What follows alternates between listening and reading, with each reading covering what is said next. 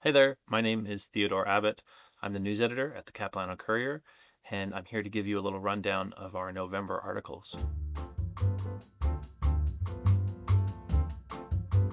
So the first article that we have to discuss is by Laura Morales. This article is called "Are Students Paying More for Instructors to Teach Less?" This piece is all about open educational resources, OERs, and certain digital tools or e-resources that university instructors tend to use. The real crux of this article is about whether or not certain instructors are kind of offloading labor to these educational resources. Everyone's had to do these where you like sign on to some third party platform and then like click around and do like a lesson, or maybe there's like a YouTube video that you watch. These are just examples of some resources that instructors are reaching to. The friction here is also there are these OERs, these open educational resources that instructors could be using, and some of them are taking advantage of this, some of them are not. It seems to be a growing trend that there are these like third-party pay-to-play educational resources. This article is a great deep dive into the world of digital tools being used by faculty members right now, OERs,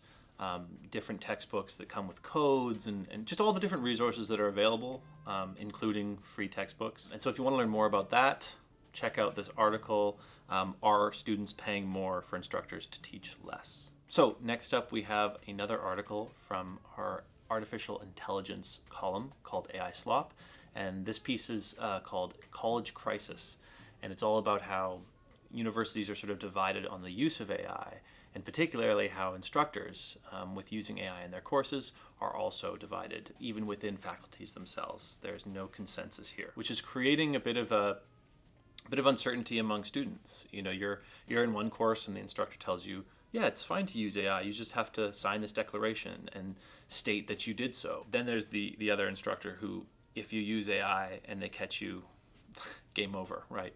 They act like you might as well have like killed someone.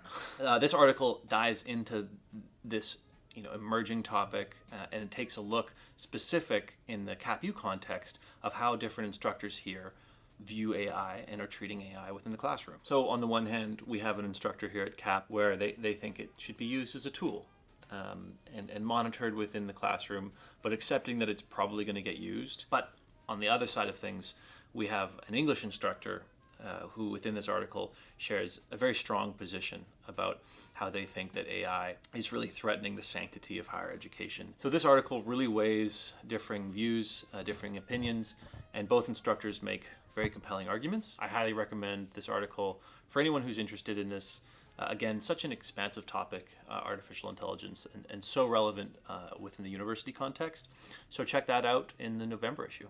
Okay, now a little update from the world of the CSU. Last we spoke, I was telling you folks a little bit about how the CSU is trying to take steps to regulate and have a little bit more oversight around the compensation and the stipends that student representatives receive. Certain student executives on the CSU get quite a handsome compensation, which is justified if they're doing their work, but sometimes they don't do their work. The CSU's board of directors voted against a recent motion at their last board meeting, which would have effectively held one of their vice presidents accountable for a lack of fulfilling their mandated duties. The motion in question was listed as such. It was, be it resolved that the board of directors suspend compensation of the vice president external for 2 pay periods. The motion was originally put forward in the previous meeting, but the VP external requested to postpone it so he could explain his situation better in person following the meeting. The day of the following meeting,